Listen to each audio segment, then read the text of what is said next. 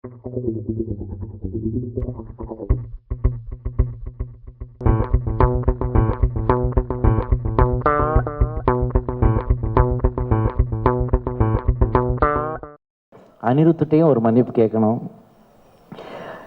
ஆனால் ஒரு பாராட்டும் இருக்குது அவர் மூலமாக எனக்கு.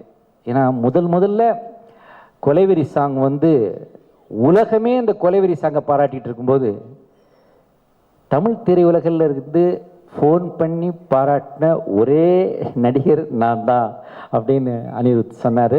அது தனுஷும் அப்புறமா சொன்னார். பாராட்டுறது தப்பே இல்லை, எவ்வளோ உயரத்துக்கு வேணாலும் பாராட்டலாம். அது ஏன் நிறைய பேர் தமிழ் திரையுலகத்திலேயே பாராட்டலைன்னு எனக்கு தெரியல. ஆனால் இந்த பாராட்டுக்கள் பாராட்டாதனால அவர் எந்த விதத்துலையும் குறைந்து விடலை. அவருடைய கிராஃப் போயிட்டே தான் இருக்க மேலே. பிகாஸ் இன்னைக்குள்ள யூத், இன்னைக்குள்ள ட்ரெண்ட், இன்னைக்குள்ள மியூசிக் அதுதான் ஒரு சினிமாவை வாழ வைக்குது. அந்த விஷயத்தில் அனிருத் அந்த மாதிரி பண்ணிகிட்ருக்காரு.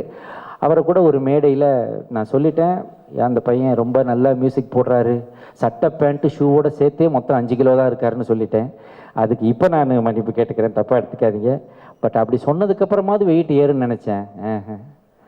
அது ஏறுற மாதிரி தெரியல. மனுஷனுக்கு உடம்புலையும் வெயிட் ஏறக்கூடாதுன்ற, இங்கே தான் வெயிட் ஏறக்கூடாதுன்னு சொல்லுவாங்க. பட்டு அங்கேயும் அவருக்கு வெயிட் கிடையாது. அந்த விதத்தில் ஐ லவ் அனிருத். அவருக்கும் என்னுடைய வாழ்த்துக்கள் தெரிவிச்சு, இந்த படத்தோட மிகப்பெரிய பலம் இந்த படத்தின் பாடல்கள். இந்த படத்தோட RR எப்படி வந்திருக்குன்னு எனக்கு தெரியாது, பிகாஸ் நான் படத்தை பார்க்கல. என்னோடய டப்பிங் போர்ஷன் மட்டும்தான் நான் பண்ணிட்டு வந்தேன். ஆனால் இந்த படத்தோட மிகப்பெரிய பலம் இந்த படத்தின் பாடல்கள், இந்த படத்தோட லிரிக்ஸ்.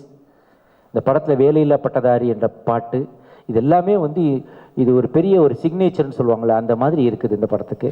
அதையும் நான் இந்த இடத்துல நான் சொல்லிக்க விரும்புகிறேன்.